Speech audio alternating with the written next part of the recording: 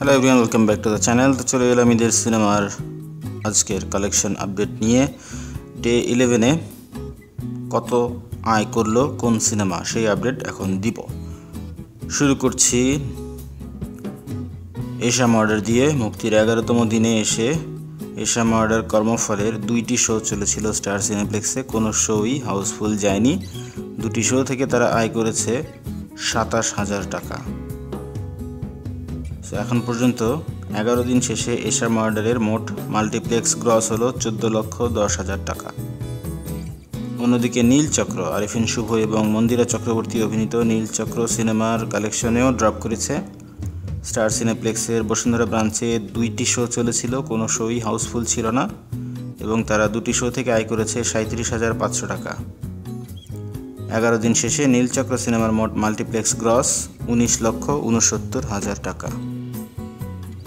এরপর ইনসাফ, শরীফুল রাজ এবং তাসনিয়া ফারিন অভিনীত ইনসাফ সিনেপ্লেক্সে 11টি এবং লায়ন সিনেমাজে 2টি মিলিয়ে মোট শো পেয়েছিল 13টি, কোনো শো হাউসফুল ছিল না।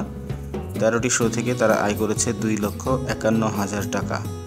11 দিন শেষে ইনসাফ সিনেমার মোট মাল্টিপ্লেক্স গ্রস হলো 81,48,000 টাকা। এরপর যাচ্ছি উৎসব কিন্তু এখনও চমক দেখিয়ে যাচ্ছে। 11তম দিনে এসে সামান্য ড্রপ করেছে যেহেতু ওয়ার্কিং ডে, বাট চমৎকার হোল্ড এখনও আছে উৎসবের। দর্শকরা সিনেমাটি দেখছে। স্টার সিনেপ্লেক্সে 5টি শো হাউসফুল ছিল এবং 4টি অলমোস্ট ফুল ছিল। স্টার সিনেপ্লেক্সে মোট শো পেয়েছিল 15টি, লায়ন সিনেমাসে পেয়েছিল 2টি, সব মিলে 17টি শো। 17টি শো থেকে তারা আয় করেছে 12,38,000 টাকা। 11 দিন শেষে উৎসব সিনেমার মোট মাল্টিপ্লেক্স গ্রস হলো 1,15,00,000 টাকা। চমৎকার রিপোর্ট।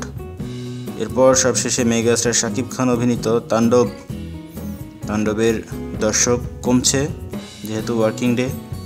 ঢাকায় এবং ঢাকার বাইরের মাল্টিপ্লেক্সগুলোতে সেল কমেছে। Star cineplex, lion cinemas, grand Sylhet movie theatre, momo in, grand river view cineplex, Monihar cineplex, Madhuban cineplex, Swapnil cineplex মিলে মোট শো চলেছে 82টি। এর মধ্যে সিনেপ্লেক্সের 51টি, স্টার সিনেপ্লেক্সের 51টি শোয়ের 13টি হাউসফুল এবং 8টি অলমোস্ট ফুল ছিল।